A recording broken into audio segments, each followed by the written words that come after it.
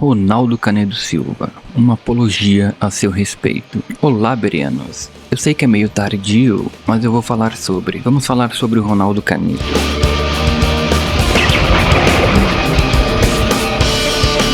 Bom, eu acho que todo mundo sabe que a desassociação, no contexto das TJs, refere-se à exclusão de um membro que cometeu um pecado grave sem demonstrar arrependimento, resultando em um anúncio público de que fulano de tal não é mais testemunha de Jeová. Então, no caso do Ronaldo, foi comunicado para ele que ele havia sido dissociado. Então, o termo implica em uma ação voluntária do próprio indivíduo ao solicitar sua saída da organização. Entanto, é importante destacar que, conforme os procedimentos da organização, não é possível que um membro seja dissociado por terceiros. Ou você desassocia, ou a pessoa mesmo se dissocia. Escreve uma carta e não frequenta mais. E mesmo se você for desassociado ou dissociado, vão dar um anúncio falando que você não é mais testemunha de Jeová.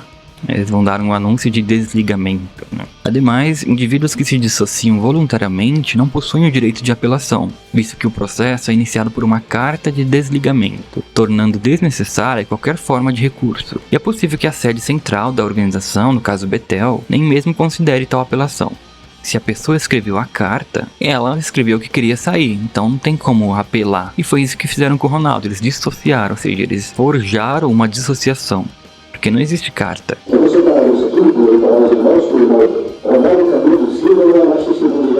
Ok, brevemente eu gostaria só, como defesa, dizer que isso não cumpriu o rito do corpo governante. Por favor, não me toca, não me toca.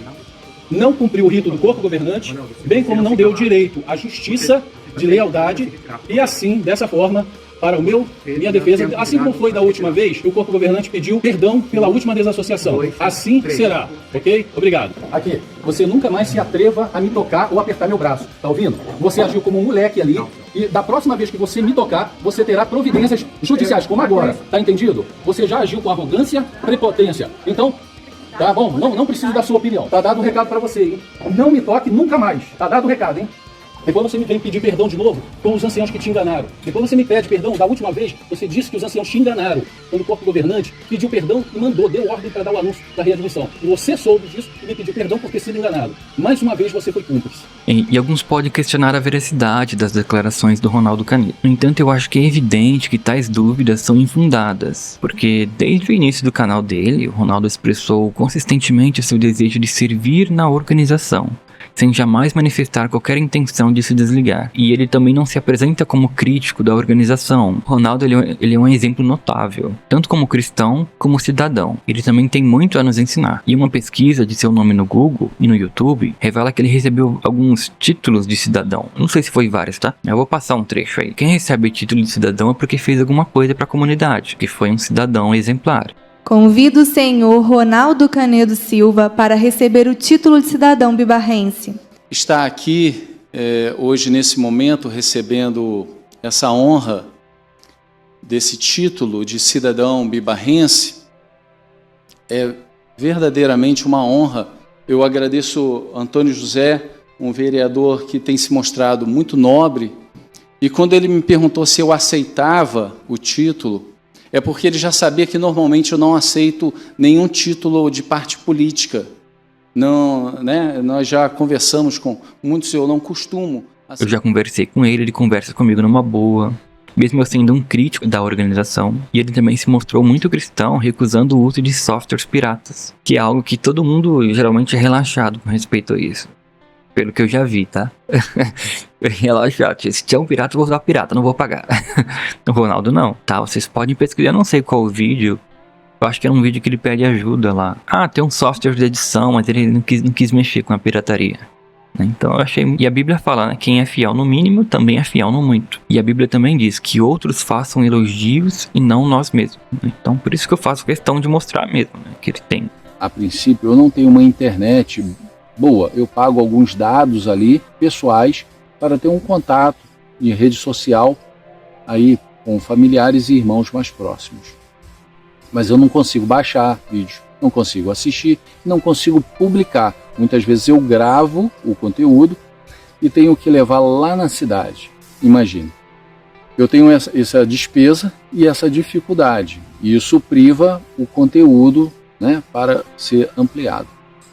Eu, na verdade, quando eu não sei em que parte aqui vai aparecer, vocês podem ver a marca aqui, ó, num canto desse aí vai aparecer a marca do editor que eu uso para editar os vídeos, e eu preciso pagar esse editor, senão eu tenho que colocar esse símbolo aqui.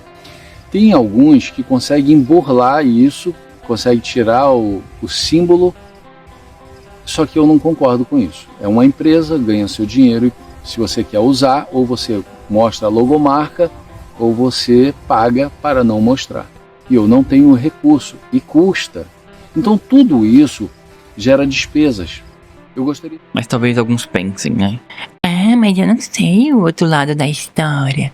Eu não tenho todos os fatos.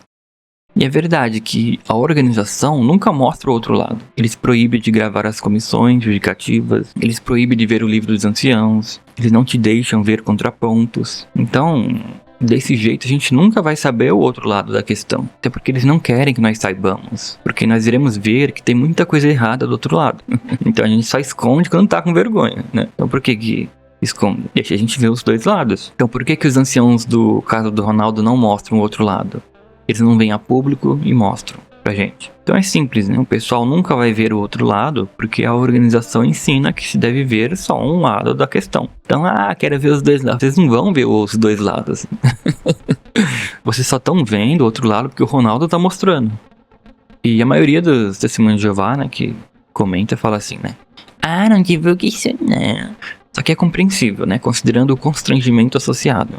Veja o que diz Provérbios, capítulo 14, versículo 34. Fala assim: a justiça engrandece a nação, mas o pecado é uma vergonha para qualquer povo. Então assim, quando se sente orgulho de pertencer a um grupo, é comum desejar ocultar os erros e focar apenas nos aspectos positivos. No entanto, é vergonhoso quando ocorrem pecados ou injustiças dentro desse grupo do qual nós estamos. Então nós devemos reconhecer que nós não podemos impedir que eventos negativos aconteçam. Tais transgressões não representam um problema para aqueles que se posicionam firmemente e agem contra as injustiças. Então nós devemos amadurecer a nossa perspectiva, compreendendo que indivíduos injustos, injustiças, existem em todos os lugares. Então a má reputação de uma organização ou um grupo advém não da ocorrência de tais eventos, mas da falta de ação justa em resposta a esses acontecimentos. Então a organização deve lidar com essas situações de maneira justa, protegendo os injustiçados e punindo os transgressores. Mas isso acontece? A vergonha maior recai sobre aqueles que se recusam a tomar uma posição. Por isso que geralmente o povo tenta esconder. Por quê? Porque não quer se posicionar contra, né? Não quer tomar um lado. Tem que tomar o lado da verdade, né? O lado da justiça. Os causadores de problemas são aqueles que cometem injustiças, e não aqueles que as denunciam. Então jamais considere que a pessoa que denuncia um crime ou comportamento inadequado está gerando problema. Os verdadeiros problemáticos são aqueles que agem de forma errada. Muitas vezes situações adversas persistem por quê? Porque as pessoas não as denunciam, tornando-se cúmplice por omissão. A Bíblia instrui, né? Removam o zombador e as contendas cessarão. Nós lemos em Provérbios capítulo 22, versículo 10. Quando se manda embora o zombador, a briga acaba. Cessam as contendas e os insultos. Então há uma lógica subjacente nesse versículo. Fala assim, né? A lógica é: aqueles que devem ser removidos ou punidos são os transgressores, ou seja, o zombador, e não aqueles que denunciam os erros. Então o problema reside nos causadores de conflitos, e não naqueles que apontam as falhas. Então se não houver transgressões, não haverá reclamações ou denúncias verdadeiras. Considere, por exemplo, um policial que comete um crime devido à sua posição, e alguém sugere: não denuncie isso não, pois vai prejudicar a imagem da polícia. Só que a mesma lógica se aplica à organização. Os anciãos não devem usar a sua posição para dissociar outros injustamente. Na verdade, nem existe isso. Eu vou te dissociar. É a pessoa que toma essa atitude, né? Injustiças devem ser denunciadas para evitar situações similares àquelas descritas em Abacuque, capítulo 1, versículo 4, onde a justiça é pervertida e negligenciada. Então nós lemos Abacuque, capítulo 1, versículo 4. Por esta causa, a lei se afrouxa e a justiça nunca se manifesta, porque o perverso cerca o justo. A justiça é torcida. Então, estar em um contexto onde a injustiça e a maldade predominam torna a efetivação da justiça extremamente difícil. Esse texto encapsula uma lógica que explica muitas situações de forma concisa. A Bíblia, em Mateus capítulo 24, versículo 12, afirma que, por se multiplicar a iniquidade, o amor da maioria se esfriará. Então essas circunstâncias contribuem para tal fenômeno. As pessoas sofrem injustiças e, como resultado, perdem o amor ao próximo e a confiança nas pessoas, né? E frequentemente são as próprias organizações religiosas que acabam fomentando a apostasia. Só que eu acredito assim que em vez de ficar só de mensagenzinha de eu sinto muito, né? A gente deveria fazer cartas, né? Para ajudar o irmão. E que foi o que eu fiz, né? Veja o que diz o texto de 1 João, capítulo 3, versículos 18 e 19. Fala assim, ó. Se alguém possui recursos materiais e observando seu irmão passando necessidade, não se compadecer dele, como é possível permanecer nele o amor de Deus? Filhinhos, não amemos de palavras nem de boca, mas sim de atitudes e em verdade. Então a gente não pode amar só de boca.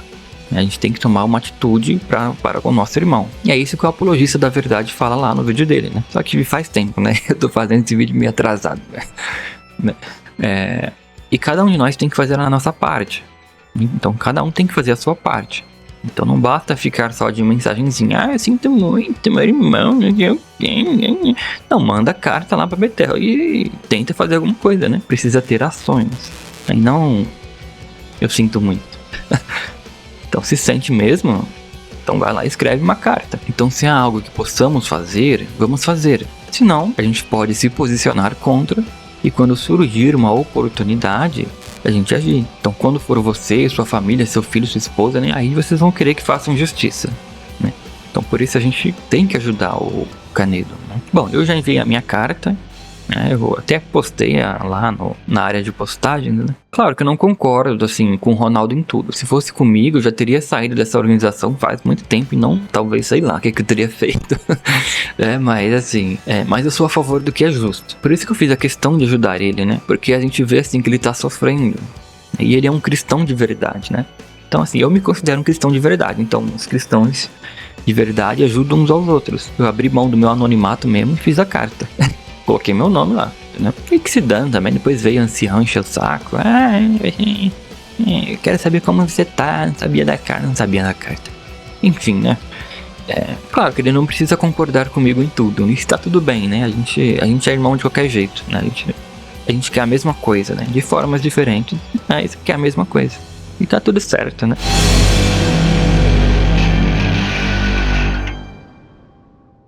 Mas no caso da organização, se a organização se autoproclama pura, ela deve expor os erros e declarar, isso foi corrigido de tal forma e tal forma.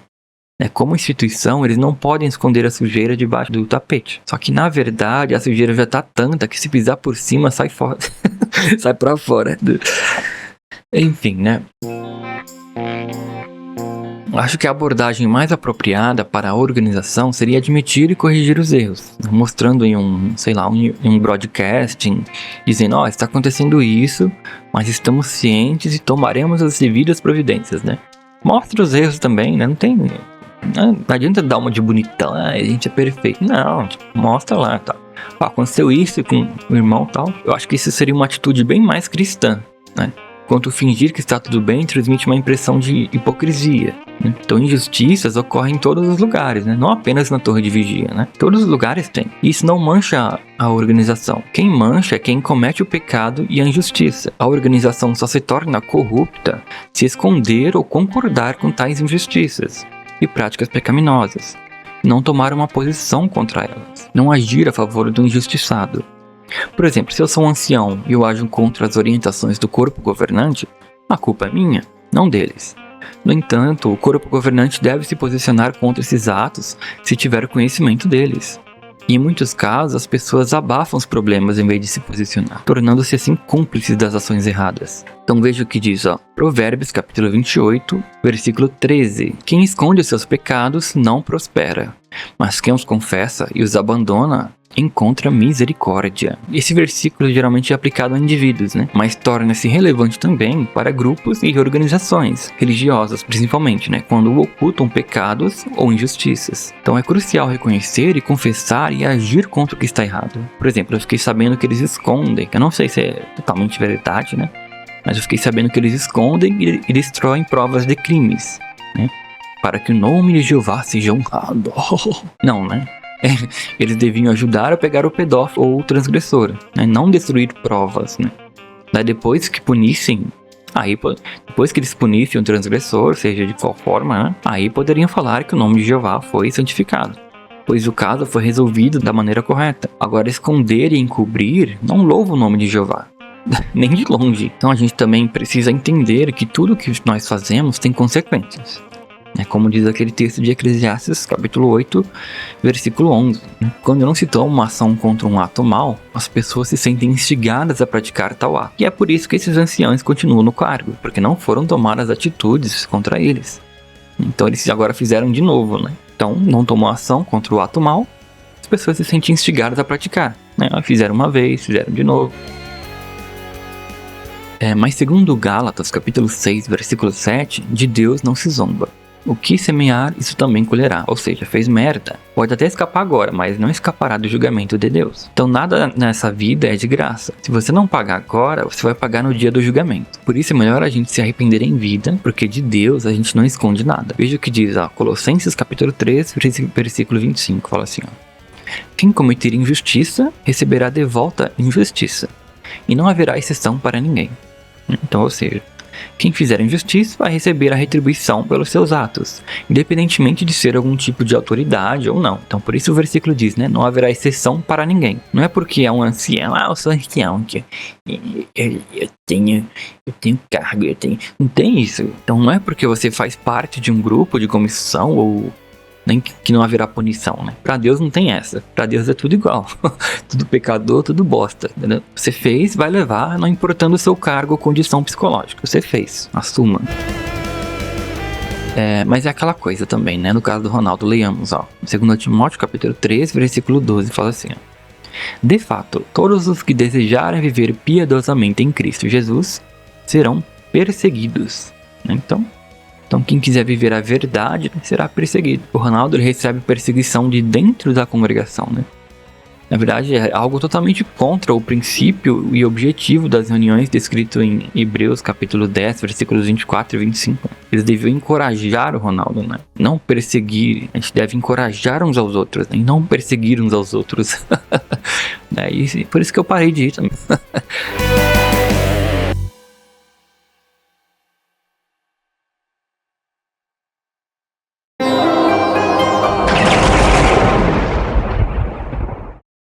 Ok, então esse foi mais um vídeo, então mais uma apologia, né, para defender o Ronaldo, e espero ter ensinado alguma coisa. Muito obrigado, até o próximo vídeo.